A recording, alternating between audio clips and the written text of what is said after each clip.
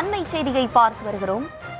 நெல்லை மாவட்டம் பாப்பாக்குடையில் வெட்ட முயன்ற சிறுவன் மீது எஸ்ஐ துப்பாக்கிச்சூடு நடத்தியிருப்பதாக தகவல் கிடைக்கப்பட்டிருக்கிறது. அது தொடர்பான அண்மை செய்தியை பார்த்து வருகிறோம். கூடுதல் விவரங்களோடு இணைகிறார் எமது செய்தியாளர் ராஜா. வணக்கம். இது குறித்தான மேலும் விவரங்கள். வணக்கம். திருநெல்வேலி மாவட்டம் பாப்பாக்குடியைச் சேர்ந்த சண்முக சுந்தரம் பாஸ்போர்ட் கடையில வேலை பார்த்து வருகிறாரு. இவர் மாட்டு சமூகத்திற்கும் மோதல் ஏற்கனவே ஏற்பட்டிருந்திருக்கு. இது தொடர்பாக விசாரணைக்கு சென்ற காவல் உதவி ஆய்வாளர் முருகன் அப்பகுதிக்கு சென்றுள்ளார். அவரையும் அறிவாளால் தாக்க முயன்றதாகவும் அவருக்கு பகுதியில் தெரிகிறது.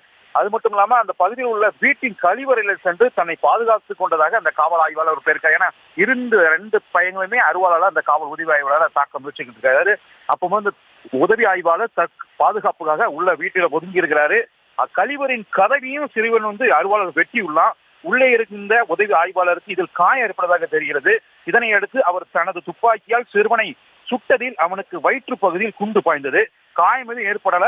திருநெல்வேலி அரசு மருத்துவக் கல்லூரி மருத்துவமனையில சிறுவனுக்கு சிகிச்சை அளிக்கப்பட்டு வருகிறது. உயிருக்கு பாதிப்பு இல்லை என மருத்துவ நிர்வாகமும் தகவல் தெரிவிக்கப்பட்டிருக்கு.